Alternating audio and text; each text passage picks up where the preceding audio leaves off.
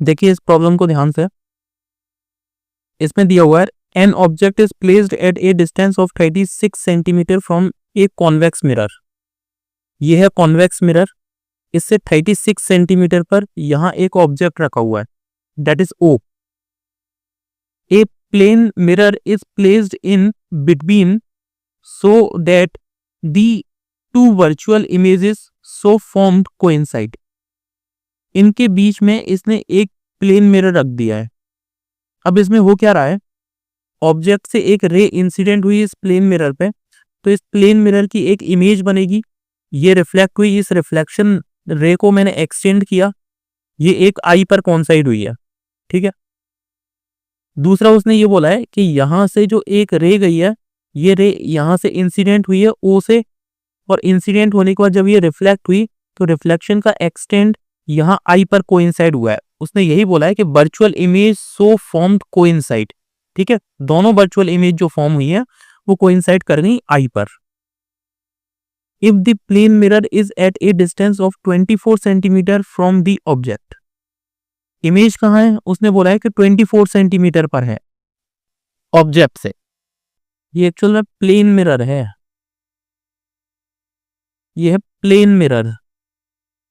If the plane mirror is at a distance of 24 centimetre from the object, object से 24 centimetre पर यह plane mirror रखा हुआ है।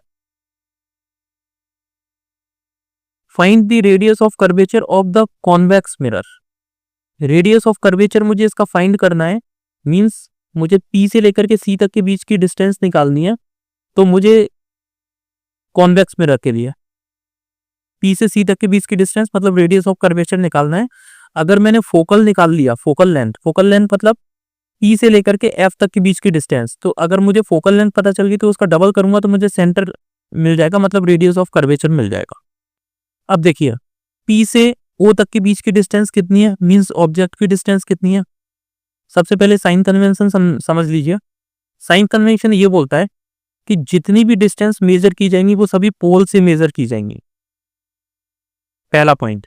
सेकंड पॉइंट ये बोलता है कि अगर इंसिडेंट रे की डायरेक्शन में, जैसे ये है इंसिडेंट रे की डायरेक्शन, तो इस डायरेक्शन में जितने भी मेजरमेंट होंगे वो सभी पॉजिटिव होंगे, मतलब इस डायरेक्शन में मेजरमेंट पॉजिटिव है, इसके अपोजिट डायरेक्शन में मेजरमेंट नेगेटिव है। और मेजरमेंट शुरू कहां से होंगे, मेजरमेंट शुरू होंगे पोल से, ठीक। मुझे एक बात बताइए कि पोल से ऑब्जेक्ट यहाँ पे रखा हुआ है, क्या मैं इस डायरेक्शन में मूव करूंगा, इस डायरेक्शन में मूव करूंगा तो ये होगी नेगेटिव डायरेक्शन, क्योंकि इंसिडेंट रे की डायरेक्शन ये वाली है, तो ये वाली डायरेक्शन कौन सी होगी, नेगेटिव डायरेक्शन। तो P से O तक के बीच की डिस्टेंस मतलब U की डिस्टेंस कितनी है, नेगेटिव। और इमेज कहाँ बन रही है, इमेज बन रही है यहाँ पर। इमेज की डायरेक्शन में पोल से मेजर करूंगा तो यहाँ से इस डायरेक्शन में अगर मैं मूव करूंगा तो इंसिडेंट रे की भी डायरेक्शन ये है और इस डायरेक्शन में मैं मूव भी कर रहा हूँ, तो इमेज तक के बीच की डिस्टेंस में मेजर करूंगा, डेट इज अ पॉजिटिव, ठीक है, क्योंकि मैं इसी डायरेक्शन में मूव करूंगा। तो इमेज की डिस्टेंस को अपन मान रहे हैं V और ऑब्जेक्ट की डिस्टेंस को मान रहे हैं अपन U। Object distance means U is equals to -12 + 24 -36 हो जाएगा सेंटीमीटर। आगे है इमेज डिस्टेंस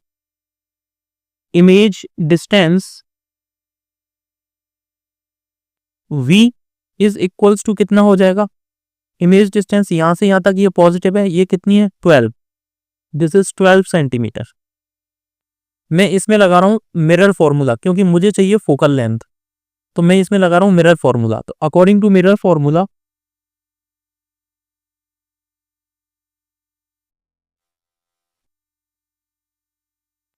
मैं लिख सकता हूं 1/f is equals to 1/u plus 1/v।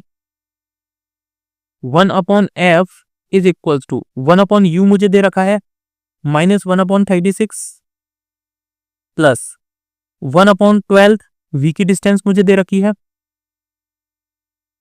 मैं इसे सॉल्व कर रहा हूं, 1/f इज इक्वल्स टू कितना हो जाएगा, -12 प्लस 36/12 इंटू 36, ये कितना आ जाएगा, ये आ जाएगा 24/12 इंटू 36, ये 2 टाइम्स कट हो जाएगा, ये 18 टाइम्स कट हो जाएगा, मीन्स कितना आ गया 1/18। यहां से फोकल लेंथ आ जाएगी 18 सेंटीमीटर। ओके, अगर मुझे फोकल लेंथ पता चल गई तो अब मैं क्या पता कर सकता हूं, मैं रेडियस ऑफ कर्वेचर निकाल सकता हूं। तो रेडियस ऑफ कर्वेचर